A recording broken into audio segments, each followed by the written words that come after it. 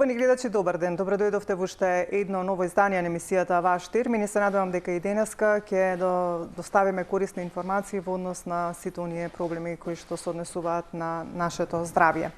Со мене денеска во студиото на ТВ Сонце доктор Злата Мехмедовиќ, кој што е директор на клиниката за физикална медицина и рехабилитација.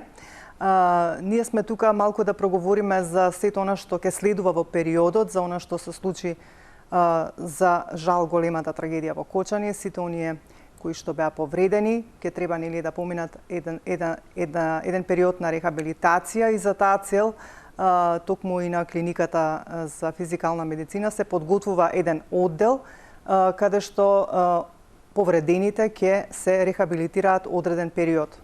За ова, нели, ќе дознаеме нешто повеќе директно од доктор Злате, а и ќе проговориме за она што уште на почетокот се апелираше за кровот од азбест, колку тој нели е штетен азбестот, какво влијание ќе има врз здравјето на белите дробови и на сите оние кои што биле во дискотеката во моментот, а преживеани се, нели, а исто и оние кои што биле во близина на местото на настанот во текот, нели, на таа случка кога беше копната ноќ. Доктор Злата, ви благодарам што одвоивте време и што денес дојдовте во емисијата Ваш термин да поразговараме за овие детали, за жал неубави детали, меѓутоа еве да кажеме нешто што ќе биде на, како да кажам, од корист, за да знаат нешто повеќе и за штетноста на азбестот, а и да информираме за рехабилитацијата на сите повредени. Ви благодарам за поканата, наистина многу тешка, многу болна тема за нас во Македонија, кога треба да зборуваме за трагичниот настан во Кочани.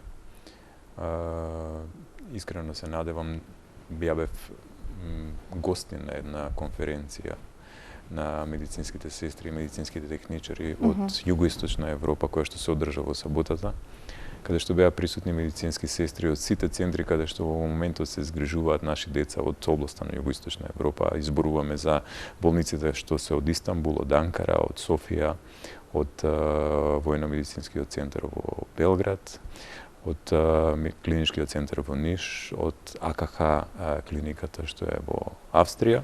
Така. И на таа конференција беа споделени слики од децата кои што се лекуваат на таа клиника, кои што беа слики со поздрави. Меѓутоа, кога ги гледате тие слики на кои што има многу млади лица, кои што се со сериозен процент на изгореници, знаете, едноставно би доаѓа само да се помолите и да се заблагодарите пред се на посветеноста и пожртвуваноста на целокупниот медицински персонал кој што работи во тие клиники.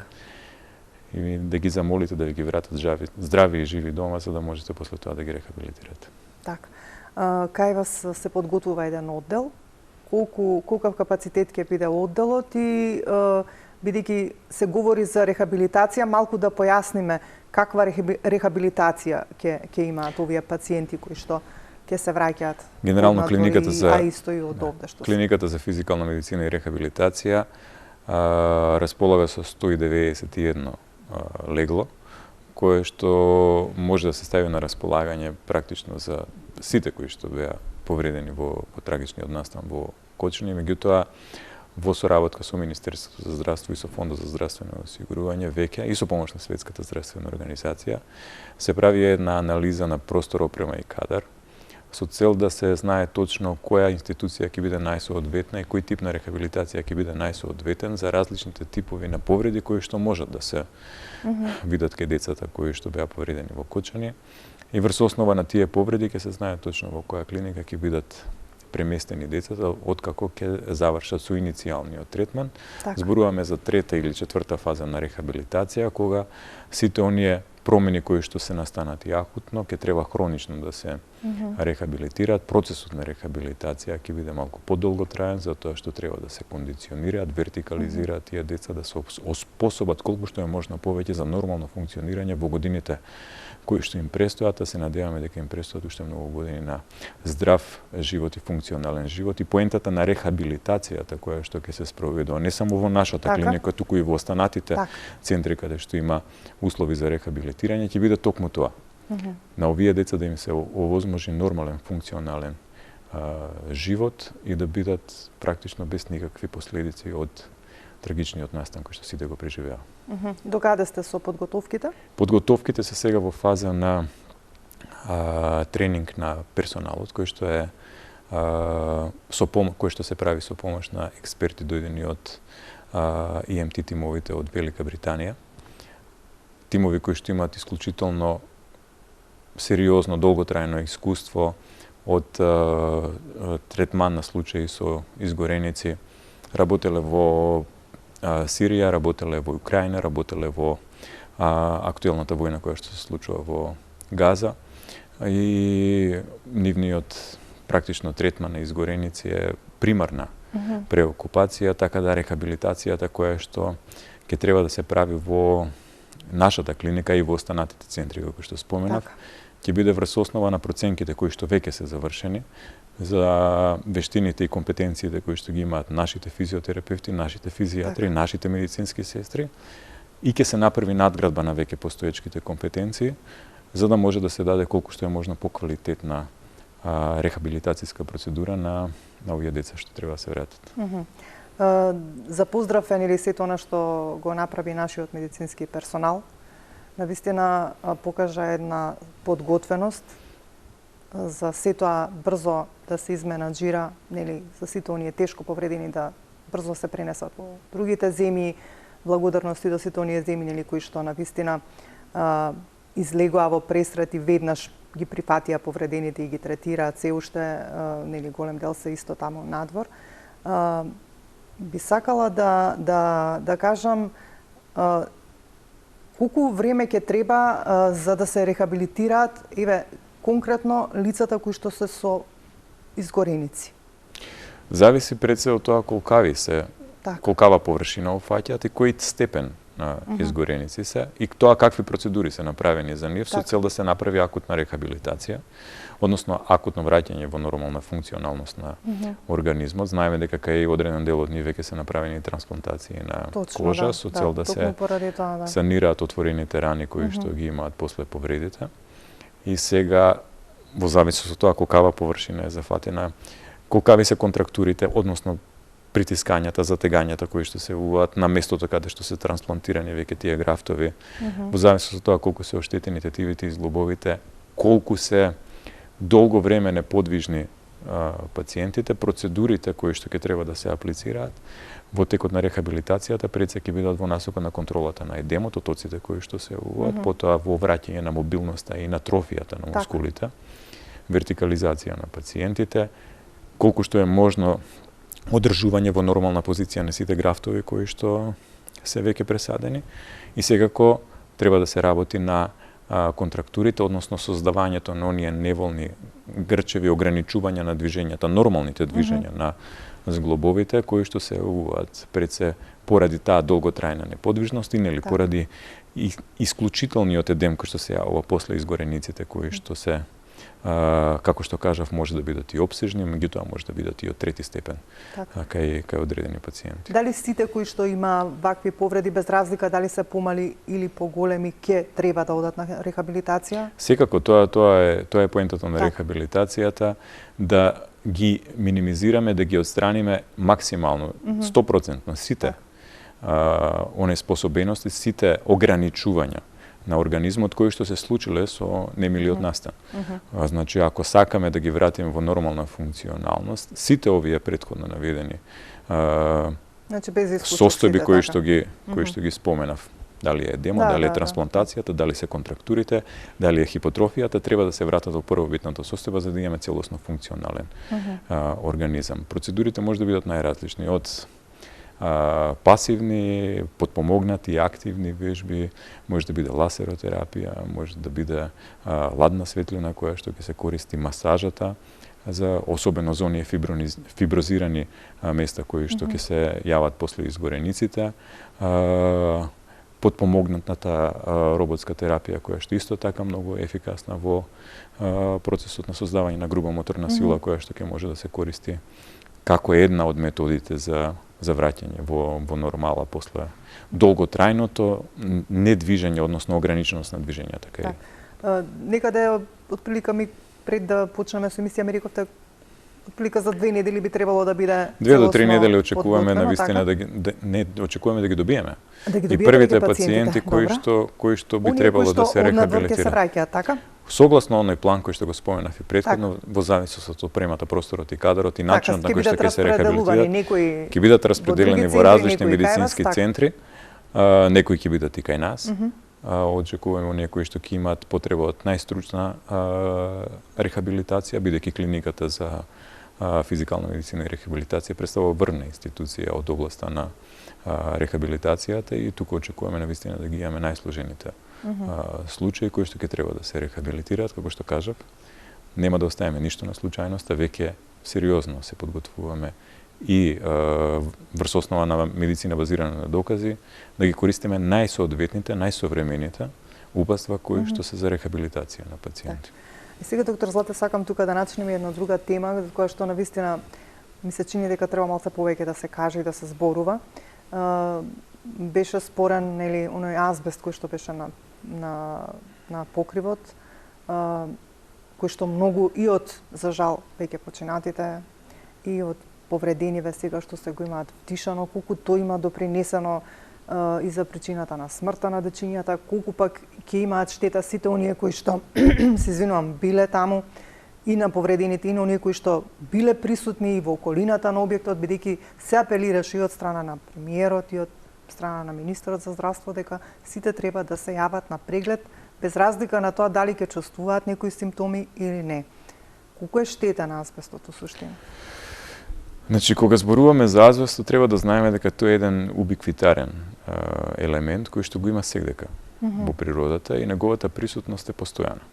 Меѓутоа, бидејќи особено во периодот на минатиот век, некако во 70-тите години, бил користен како елемент кој што имаше исклучителна цврстина, способна за термоизолација, висока еластичност и широка распространетост, односно беше практично достапен сегдека. Во секоја карпа практично имате одредени остатоци од азбест кој што може да биде во форма на бел, син или кафеав азбест.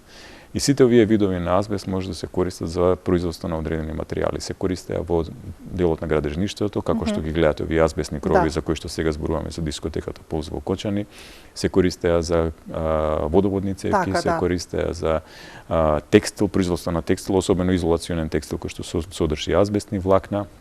Неговата употреба е дури и во автомобилската, и во бродоградската, и во машинската индустрија го има сериозно застапено. Македонија од 2014 година веќе има подпишано еден меморандум со кој што се задолжува дека ќе ги отстрани сите веќе остатоци од азбест кои што се во државата, меѓутоа гледаме дека и со тек на време тоа споро оди, дека не оди толку лесно отстранувањето на азбест и тоа е со причина затоа што отстранувањето на азбест е исклучително небезбеден процес доколку не користите соодветна заштитна опрема и доколку истиот не го изолирате од околината. Знаете, пред 2 години мислам дека се случи и пожарот во Треска. Во Треска, да. Кога повеќе од 10.000 квадратни метри на плочи кои што се наоѓа на крововите на Треска практично изгоре и тоа е опасност. И тоа да. За локалното население, меѓутоа конкретно за случајот во Кочани да се вратам. Долготрајната експозиција на азбестни влакна, која што се случува при кршење, при манипулација, при реновирање со било кои материјали кои што содржат азбест, е причина за создавање на болести кои што ќе бидат хронични, како што се азбестозата, или како што е карциномот на белите дробови, кој што е асоциран со азбестните влакна, најчесто се работи за планоцелуларен карцином или за аденокарцином. Може да се јави и карцином на плеурата, кој што се нарекува мезотелиом, и тоа после одреден латентен, скриен временски период, кој што може да биде и подолг од 20 години, карцином кој што е исклучително агресивен и кој што има просечен век на преживување од 2 години. Така да појавата на мезотелиомот и неговата нерана детекција често пати резултираат со смртен случај во периодот од тие 2 години. Се работи за исклучително сериозни заболувања, кои што може да настанат дури и при мали концентрации, односно при кратки експозиции, извинете, а високи концентрации на азбест во околината. Сега, со оглед на тоа што не знаеме колкава е количината на ослободени честички во моментот кога се случил трагичниот настан, препорачливо е тие деца да бидат редовно обзервирани, затоа што може да настанат пнеумокониози, односно фиброзни пореметувања на белите дробови, на интерстициумот на белите дробови, кои што ќе доведат до одредени рестриктивни промени, можат и до обструктивни, меѓутоа рестриктивни промени на белите дробови, кои што значат во превод намалување на перфузијата на гасови помеѓу алвеолите и крвотокот. Таквите заболувања се дефинитивни. Нема враќање назад, нема регресија на болеста и затоа се проблематични. Вообичаено има фибриногени и нефибриногени пнеумокониози. Овие што се фибриногените се тие што се поопасните, затоа што нема враќање на болеста назад. И затоа, како што кажав, треба редовно да се следат децата кои што биле експонирани на овие азбестни честички, особено оние кои што веќе имат историја на конзумирање на цигари, односно се пушачи. Затоа што кај пушачите се зголемува и концентрацијата на таложени азбестни честички во белите дробови поради неможноста за нивно екскретирање од организмот, поради таа алвеоларна некапацитетност за исфрлање на азбестните честички. Не постои безбедна концентрација на азбест, која што можеме да кажеме во оваа концентрација на азбест, бидете сигурни дека нема ништо да ви се случи. И најмалата експозиција на азбест може да биде проблематична, меѓутоа при вакви случаи на висока експозиција на азбест, азбестот нема да биде причина за летален исход, меѓутоа за понатамошни хронични промени кои што може да се случат во организмот, дефинитивно, и затоа овие деца треба да бидат и понатаму ставени на обзервација, за да видиме дали ќе развијат азбестоза или, не дај Боже, некои посериозни заболувања кои што се од областа на малигните заболувања. А дали има исто штетно влијание и врз населението кој што е во Кочани? Секако, значи, зборуваме за азбестни честички, кажав дека е убиквитарен елемент кој што може да се најде и во водата, и во воздухот, и во почвата. И сега вие имате ослободување на голема количина на азбестни честички, особено оние кои што се наоѓале во периферијата на дискотеката каде што се случи немилиот настан, се изложени на голема количина на азбестни честички, меѓутоа олеснителната околност во сето ова е, да повторам, тоа што нема секојдневно континуирано експозиција на тие азбестни честички. Експозицијата на азбестните честички спаѓа во групата на професионални болести и тоа се обично луѓето кои што работат и оперираат со азбест. За нив безбедната концентрација представува 0,1 азбестно влакно на 1 сантиметар кубен. Толку мала количина треба да биде за да кажете дека оваа концентрација не би предизвикала некои сериозни промени во организмот на оној кој што работи со азбест. Меѓутоа, да се вратиме на она што го вели Интернационалната организација за исследување на канцерот. И она вели дека нема практично безбедна концентрација на азбест за која што можеме да гарантираме дека нема да предизвика карцином на плеура како мезотелиомот или карцином на белите дробови во форма на планоцелуларен карцином или аденокарцином.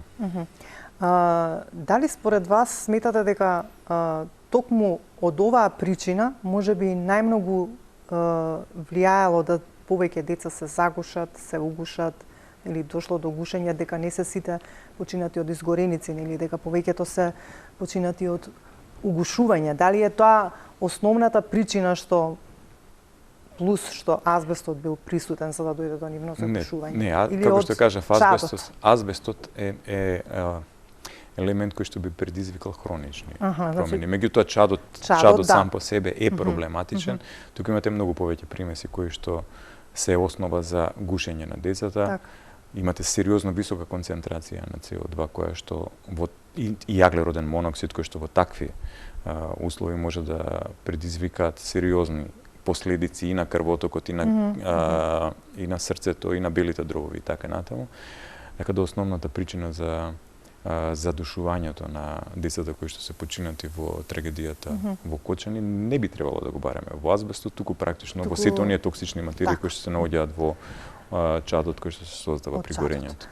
Ме интересира сега според вас, бидејќи објектот се уште стои таму, дали треба што побрзо тој објект да се отстрани, внимателно нели да се отстрани, за да нели бидејќи азбестот е се уште присутен во објектот и може нели со ветар, со едно друго сепак да се разнесува низ градот. Така е, таму има доста сега слободни честички кои што се резултат на тоа уривање на кровот кој што е од азбест и потребно е истиот да биде отстранен со цел да нема повторно ширење на азбестните честички, дали под било какви надворешни влијанија, дали се работи за дожд. Дождот до душа ќе го ублажи процесот на движење на меѓутоа ако имаме навистина ветар, тогаш истиот ќе ги разнесе и азбестните честички и на многу поголема површина од она што е во околината на дискотеката. Така да враќањето на безбедноста во тој предел, во тој регион би треба да биде што побрза. Апсолутно, затоа што никој не треба да биде експониран, како што кажав, не постои безбедна граница кога се зборува за малигниот потенцијал на азбестот. И сега би сакала еве за сите оние кои што се нели во Кочани, оние кои што биле присутни таму, какви треба симптоми да почувствуваат, еве кажавме дека треба и секако да се јават на лекар да се прегледаат, меѓутоа кои се тие специфични симптоми за проблеми со дишните патишта кои би биле предизвикани од вакви или типови на отровни материи, што треба да им кажат дека треба да се јават веднаш на лекар? Нема акутни симптоми, не можеме да кажеме дека тоа ќе биде нешто што ќе го видиме за месец, два, три, па дури за неколку години. Зборуваме за хроничен процес кој што ќе биде повторно зависен од тоа какви се конкомитантните фактори кои што ќе го условуваат и развојот на симптомите и развојот на болест. Реков, кај пушачите е многу поверојатно дека таа азбестоза ќе се јави многу помасивно и дека ќе се јави многу побрзо во делот на симптоматологијата. Најчестите симптоми се поврзани со нарушувањето на вентилацијата и се поврзани со гушење, со кашлица која што е иритантна. Често пати недостаток на воздух, недоволна сатурација на крвта со кислород, може некојаш и цијаноза да настане. Од тие причини континуираното следење за тоа дали постои било каква промена на белите дробови, која што може со обичен рентгенграфски наод да се детектира.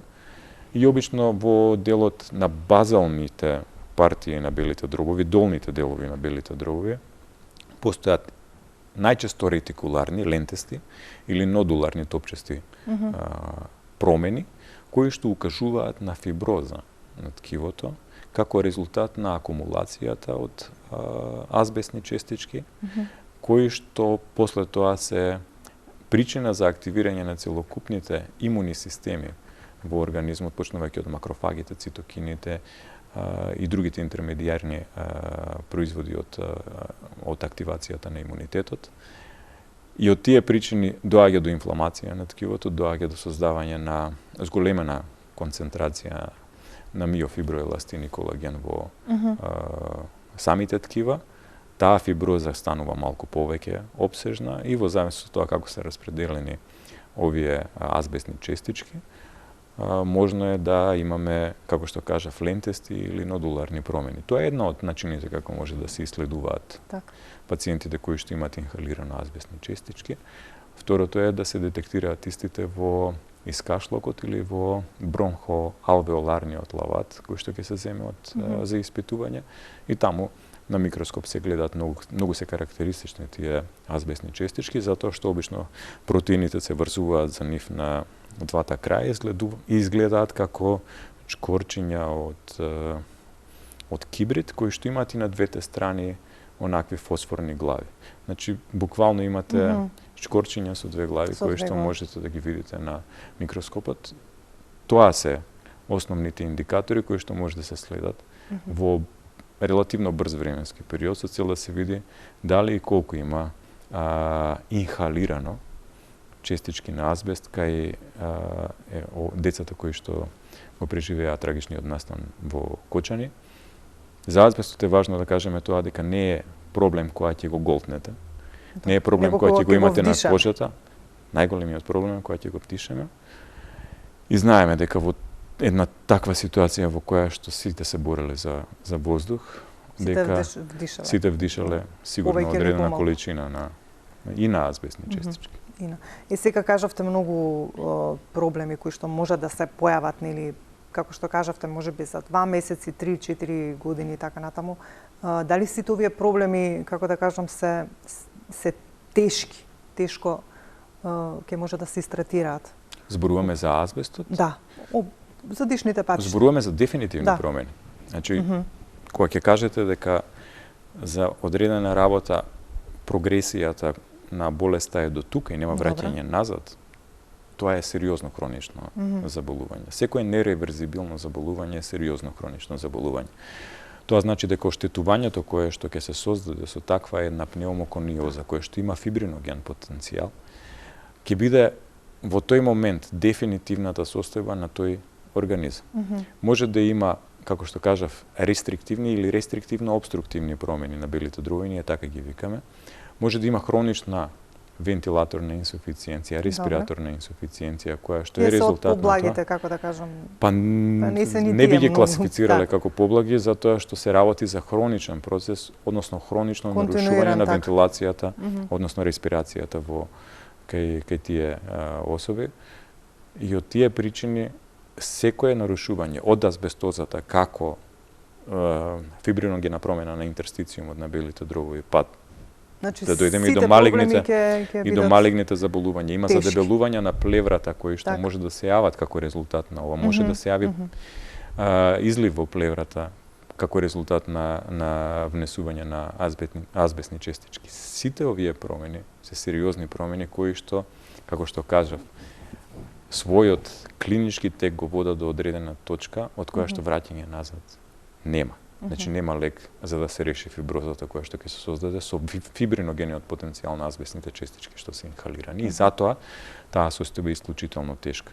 И треба, како што кажав, да се исследуваат пациентите со цел да се оневозможи прогресија на симптомите од пропратните фактори кои што може да влијаат на тоа. Кажав дека пушењето е еден од основните фактори кои што дополнително влијае за тоа да се манифестираат многу посилно симптомите при инхалација на азбест и со цел да имаме поквалитетно тие деца, значи што инхалирале азбест, треба исклучително да внимаваат да не бидат изложени повеќе на средина каде што имате повторно висока концентрација на азбест. И на азбест.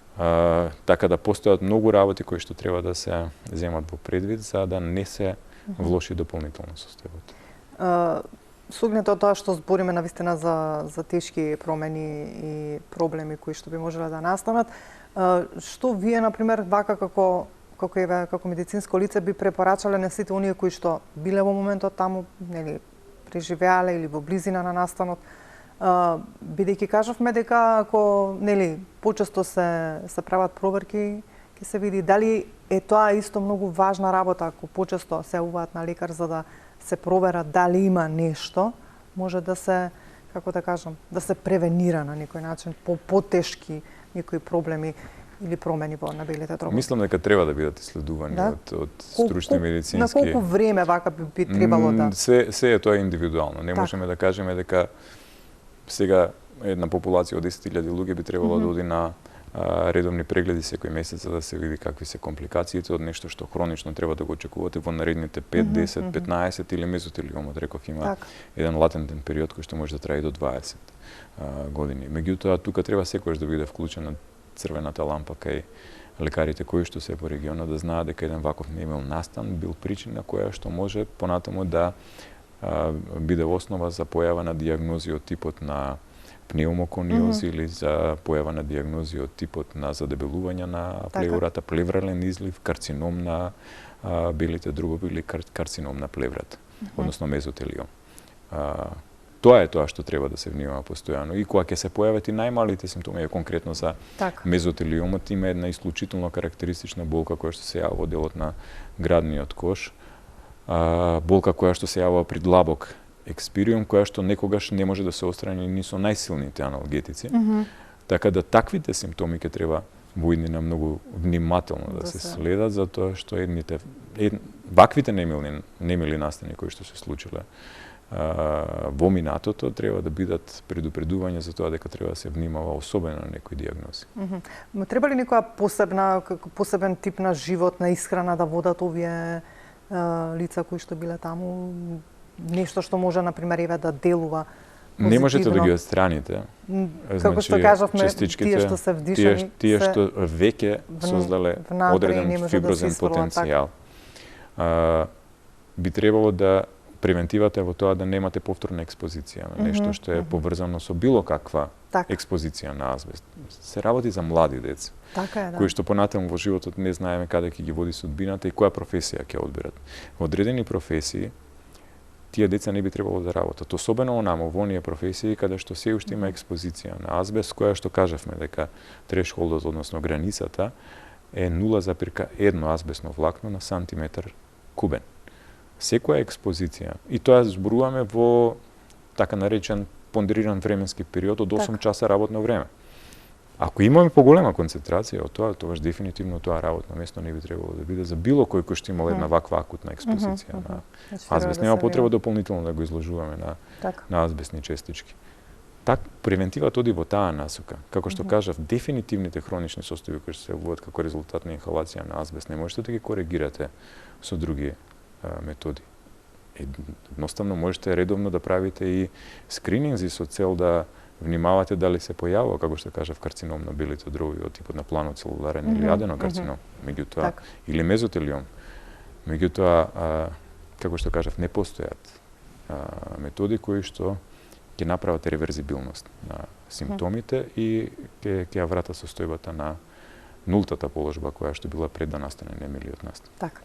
Во секој случај, како што кажавме и досега, треба навистина многу да внимаваат оние кои што биле присутни таму на местото на настанот и во околината, а исто така и за жителите на Кочани. И уште еднаш еве да апелираме до надлежните, до институциите, да тој објект, како да кажам, се сруши, внимателно се отстранат сите тие остатоци, за да не и понатаму се доаѓа до ширење на тие азбестни влакна, за дополнително да не бидат изложени граѓаните на Кочани од оваа штетна честичка. Претпоставам дека надлежните институции тоа веќе го имаат во предвид и дека веројатно сега веројатно кога ќе заврши истрагата, кога ќе заврши истрагата да се почека најверојатно истрагата за овој немил настан во Кочани, дека веројатно првата работа која што ќе биде после тоа е да се реши и проблемот со овие азбестни честички, односно азбестниот крв кој што е таму.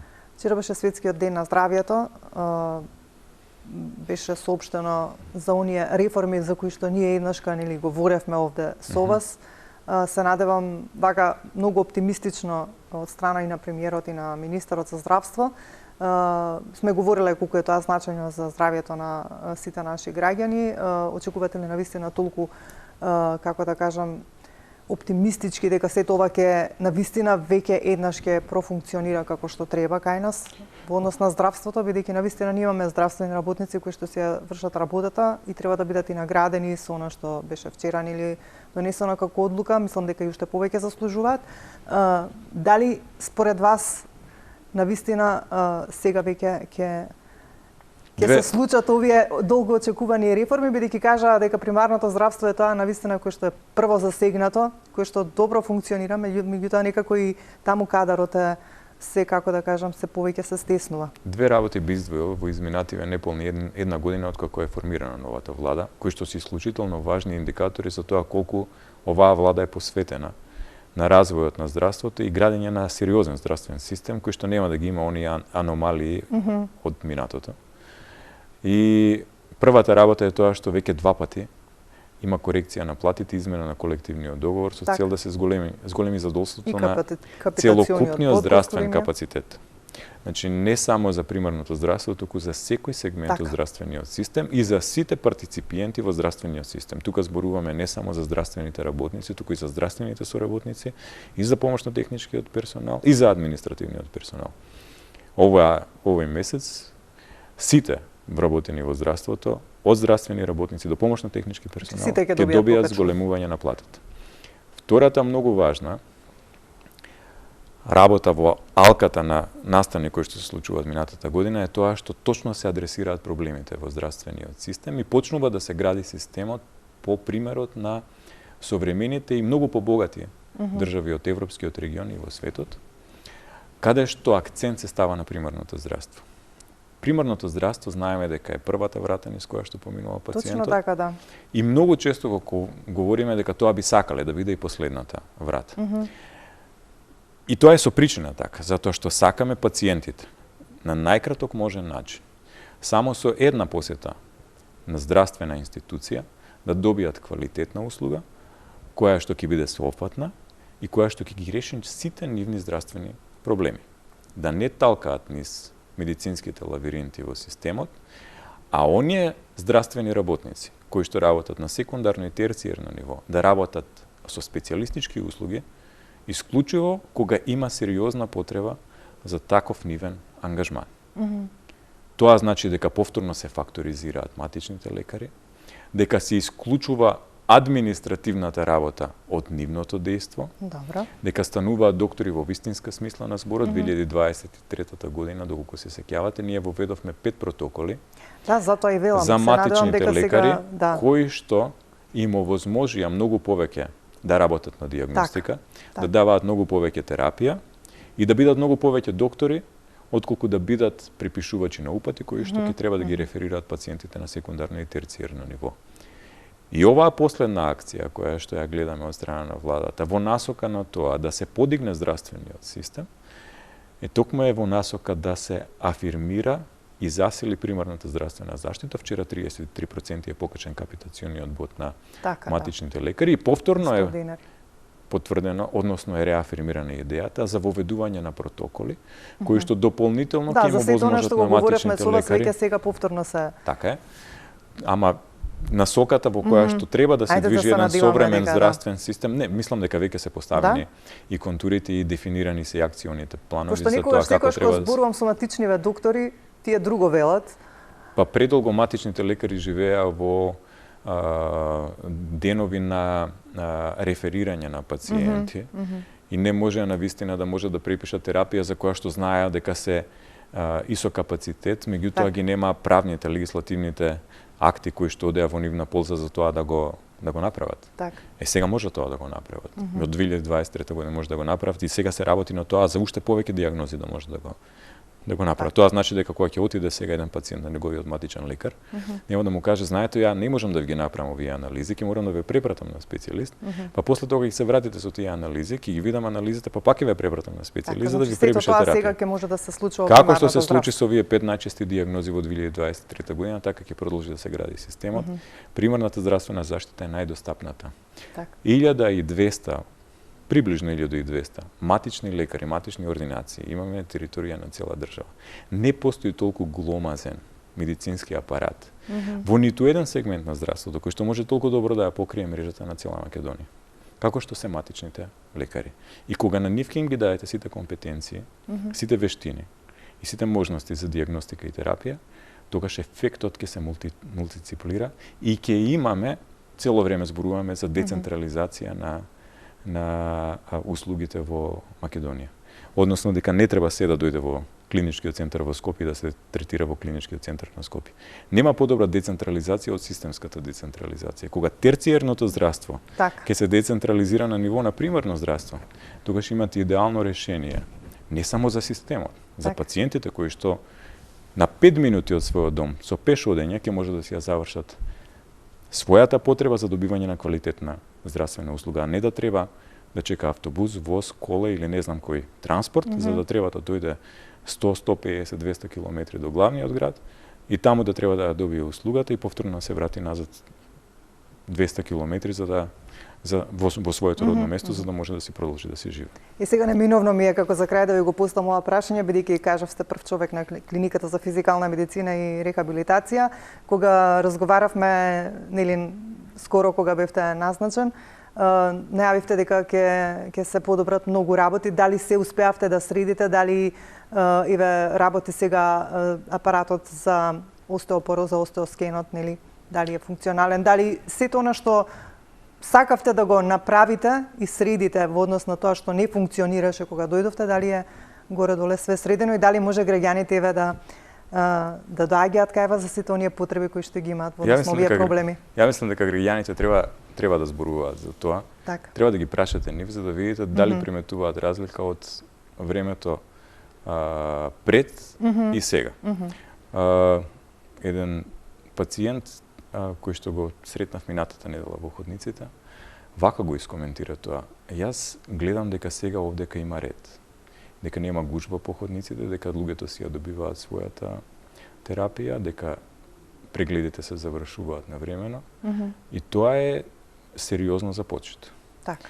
Познавајќи вас колку сте одговорен, не се сомневам дека навистина сте поставиле таму секако што треба. Воспоставувањето на ред, на тоа секој да си знае точно која му е местото во системот, до каде се неговите ингеренции, што треба да направи, каде престанува неговата одговорност и каде продолжува одговорноста на другиот, се една од најважните работи кои што се завршени во изминатиот период. Сите апарати на клиниката се во функционална состојба, се работи на тоа да се набават и нови апарати, и нови процедури. За прв пат, еве во наредниот период можеме да најавиме дека ќе почне да се користи еходиагностика како диагностика за мускулоскелетни заболувања. Ќе се набави и ЕМГ апарат кој што исто така ќе биде ставен во употреба. Така да од клиника која што имаше само една диагностичка процедура, тоа беше апаратот за дензитометрија кој што го спомнавте вие. Бев во едно време. Ќе прераснеме во клиника која што има многу повеќе диагностички процедури, затоа што самата клиника тоа го заслужува. Кога веќе го носите името точно така, да. Универзитетска клиника, тогаш треба да имате малку повеќе од една клиничка процедура. Не се сомневам дека е така, доктор Злата, само би сакала вака да останеме во комуникација, па кога сите овие пациенти за кои што говоревме претходно ќе дојдат кај вас да се рехабилитираат, можеби ќе имате, претпоставам, некој кој што ќе биде одговорен за тој оддел, па да помине еден период, па да го повикам овде да ни каже како оди рехабилитацијата на сите оние кои што ќе доаѓаат кај вас, па да информираме до јавноста. Секако ние формиравме работна група веќе, која што е составена од 4 лекари, 2 медицински сестри, 2 физиотерапевти и секој специфично е одговорен за работата која што е од доменот на областа на професионалноста на она што он го работи. Лекарите за диагностика и третман, физиотерапевтите за апликацијата на физикалната терапија и рехабилитацијата и медицинските сестри за негата која што треба да се спроведува. Така да на располагање се сите профили кои што би можеле да помогнат за тоа да се објасни, да им се да бидеме максимално транспарентни према јавноста за тоа како се работи рехабилитацијата, не само за овие пациенти, туку и за другите. За било кој друг пациент. Ви благодарам многу за денес и за тоа што одвоивте време денес да бидете дел од ваш термин и да проговориме за овие теми за кои што има можност гледачите да ги слушнат сите информации. Се разбира, соработката секогаш останува со вас, па во некое следно издание, како што кажав, ќе информираме и за други работи, можеби и за некои одговорни од кај вас, па да дојдат во емисија или пак ние можеби таму да дојдеме да ве посетиме, па да земеме некои изјави така натаму. Благодарам на вистина. Ви благодарам и јас за поканата. Почитувани гледачи, тука ќе ве поздравам за денес. Ви благодарам за вниманието. Ве оставам во добро расположение, имајте добро здравје, а ние повторно ќе се видиме за 7 дена во исто време со нова тема и нов соговорник.